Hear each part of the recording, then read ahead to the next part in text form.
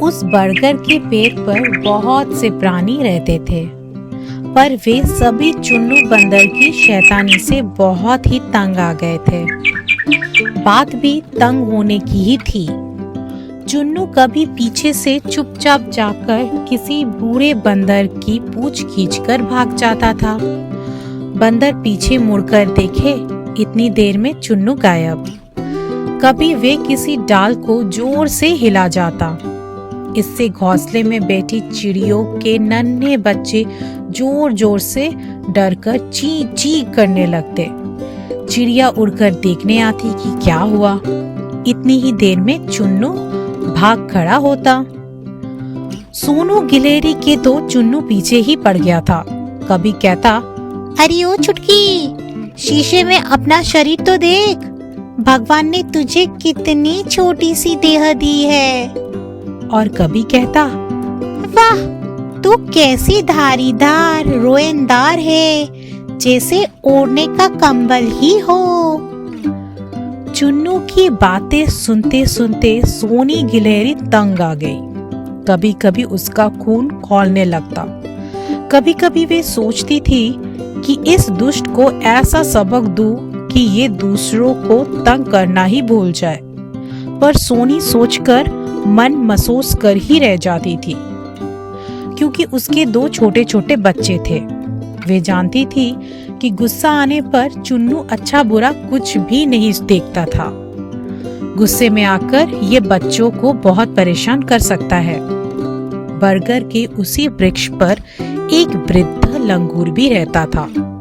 वे इतना बूढ़ा था कि उसे ना तो ठीक से कुछ दिखाई देता था, ना वे कुछ काम ही कर सकता था। उसके हाथ पैर कांपते रहते थे। वे सारे दिन बैठा बैठा भगवान का भजन करता रहता था। भगत लंगूर के नाम से वे सारे जंगल में प्रसिद्ध था। उस जंगल के सारे जानवर रोज शाम को बरगद के पेड़ के नीचे इकट्ठे हो जाते थे। भगत लंगूर सभी को उपदेश देता था, अच्छी अच्छी बातें सिखाता था। भगत की इस सेवा के बदले पक्षी उसे अपने अपने भोजन में से थोड़ा सा अंश निकालकर दे जाया करते थे। वे भी दिन में बस एक बार प्रसाद के रूप में उसे ग्रहण करता था।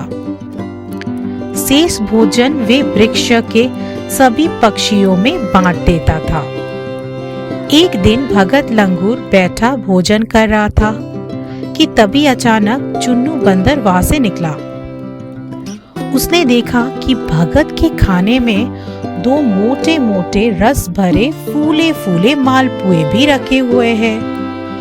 उन्हें देखकर चुन्नू के मुंह में पानी भर आया। वे समझ गया कि ये मालपुए जरूर कालू कौवे ने दिए होंगे।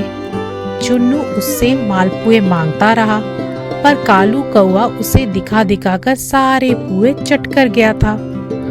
चुन्नू ने गर्दन घुमाकर चारों ओर देखा। इस समय वहां कोई न था। बस फिर क्या था, वे अपने लालच को ना रोक पाया। उसने चुपचाप भगत लंगूर के आगे से एक मालपुआ उठा लिया। जैसे ही वे उसे मुंह में रखने वाला था कि उसने सुना कि सोनी गिलहरी जोर जोर से चीख रही थी, चोर चोर पकड़ो। सोनी की पुकार पर सारे पक्षी वहां जमा हो गए थे।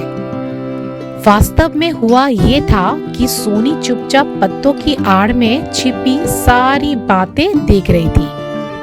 पक्षियों को सोनी गिलहरी ने सारी बातें बताई कि किस प्रकार भगत के खाने से ये चुन्नू चोरी कर रहा था। ये सुनकर सभी पक्षी बड़े नाराज हुए।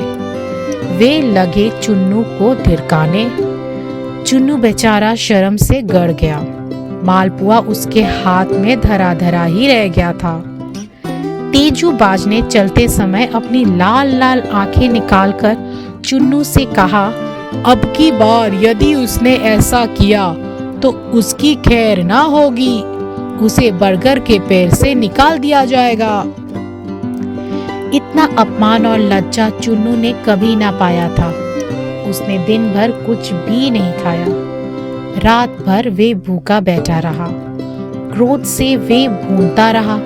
उसने सोनी गिलहरी से बदला लेने का निर्णय किया, क्योंकि उसके कारण ही चुन्नू को इतना अपमान सहना पड़ा था। सोनी को इसकी आशंका पहले से ही हो गई थी। वे मधुमक्खियों से गुपचुप न जाने क्या बातें कर रही थी। सुबह सारे पक्षी अपने अपने काम पर चले गए। चुन्नू बंदर ने देखा कि सोनी गिलहरी भी खाने की खोज में चली गई है।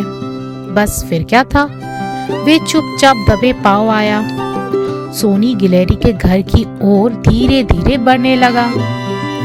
बरगद के पेड़ की एक छोटी सी खो में सोनी का घर था। चुन्नू को पता था कि वहां उसके छोटे छोटे बच्चे होंगे। चुन्नू सोच रहा था कि हाथ डालकर उन बच्चों को उस खो से निकाल देगा, पर ये क्या? चुन्नू का हाथ तो खो से बाहर ही नहीं आ रहा था। अब चुन्नू ने ध्यान से देखा कि खो का छेद तो बड़ा सकड़ा था। चुन्नू ने उस पर बिना ध्यान दिए आवेश में हाथ डाल दिया। अब चुन्नू बड़ा परेशान हुआ कि हाथ कैसे निकाले। अभी वे कुछ सोच ही रहा था कि मधुमक्खियों ने आकर हमला कर दिया। छत्ते से सहस्रों मधुमक्खियां निकलकर उस पर चिपट पड़ी। अब चुन्नू का एक हाथ तो पेड़ की कोटर में फंसा था और एक हाथ से वे मक्खियों उड़ाता हुआ इधर उधर उछलता कूदता फिर रहा था। मधुमक्खियां उसे खूब काटती रही। छोड़ दो मुझे, अब मैं कभी भी किसी का बुरा नहीं करूंगा, कहते हुए चुन्नू रोने लगा। तभी फुदकती हुई सोनी गिलहरी भी वहां आ पहुंची। उसने देखा कि मधुमक्खियों ने चुन्नू को चारों ओर से घेर रखा है। वे उसे खूब काट रही है, तंग कर रही है। चुन्नू चीख रहा है, रो रहा है। ये देखकर सोनी गिलहरी का हृदय पसीज उठा। उसने मधुमक्खियों से अनुरोध किया, बहनों, अब इसे छोड़ दो।